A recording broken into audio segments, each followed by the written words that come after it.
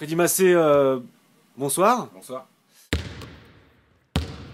Bah écoute, à Bayonne, on a fait un bon match de basket, je pense. On est entre 0 et 5 points tout le match. Je crois que c'est 7 points l'écart maximum. On a été jusqu'à plus 3.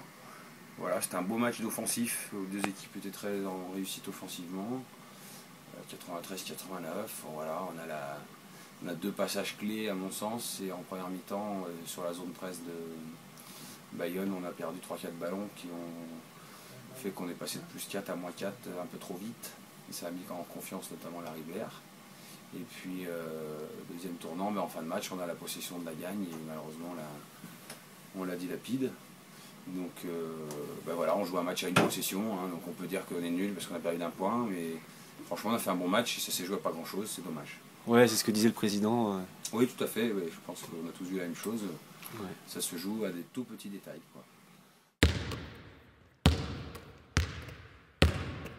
Ouais, ça va surtout permettre de se structurer, et puis comme on l'a communiqué hier, c'est encore plus dans l'optique de l'année prochaine. Ça permet de démarrer maintenant, d'expérimenter et d'apprendre à se connaître avec Frédéric Tello, sur tout ce qui est scouting adverse. Donc il va préparer un montage vidéo que je n'avais pas depuis 5 mois, ce qui se fait beaucoup en N1, c'est tout le temps Pro A, et beaucoup en N1. Donc il va pouvoir me préparer l'attaque adverse, la défense adverse. Ça va m'alléger le travail pour ensuite moi faire mes choix défensifs, offensifs en fonction de ce résumé que va me donner Fred. Puis en plus ça sera un soutien supplémentaire de quelqu'un qui a un œil basket et qui pourra me dire des choses, que ce soit pendant le match, pendant l'entraînement, pour essayer de faire progresser l'équipe.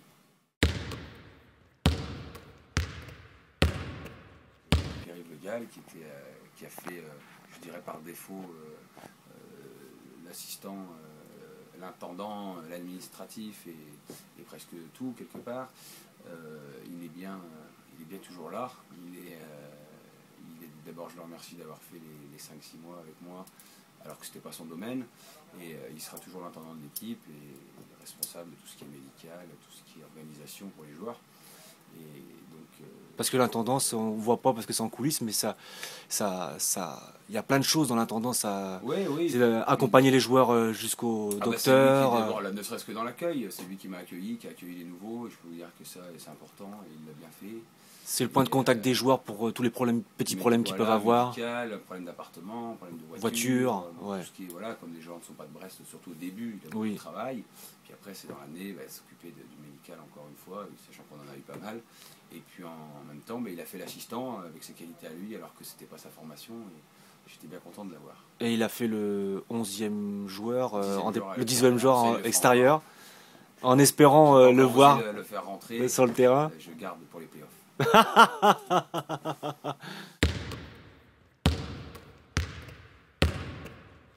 Ils ont fait un gros coup à Angers, le 15 décembre ou le 12, ils ont gagné de 20 points. Et depuis, défaite à domicile contre Orchy et défaite à l'extérieur de 20 points à Bayonne et de 3 points à Saint-Etienne.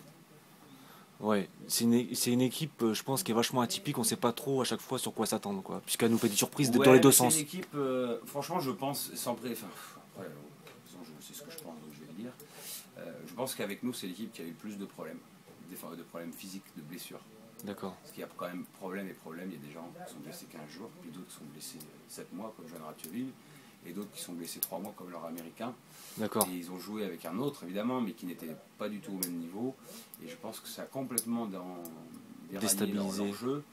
Et ils se sont adaptés avec un nouveau. Maintenant, l'ancien revient, mais pas en forme, donc pas aussi performant qu'avant. Et je pense que Blois, ils n'ont pas trouvé la carburation. Et vous verrez que samedi, il y a une vraie belle équipe qui gagne et qui perd. Je pense que ça sera un match très serré. Et que c'est une équipe de haut tableau, mais qui, comme nous, a été vraiment très pénalisée par des blessures. Et donc, son classement actuel ne reflète pas vraiment leur niveau de jeu quand ils sont tous là en forme. Il y a un membre du staff de Blois qui a laissé un truc sur Facebook en disant que ça serait pour lui un match de deux bonnes équipes d'attaque. Qu'est-ce que tu en penses? C'est ça.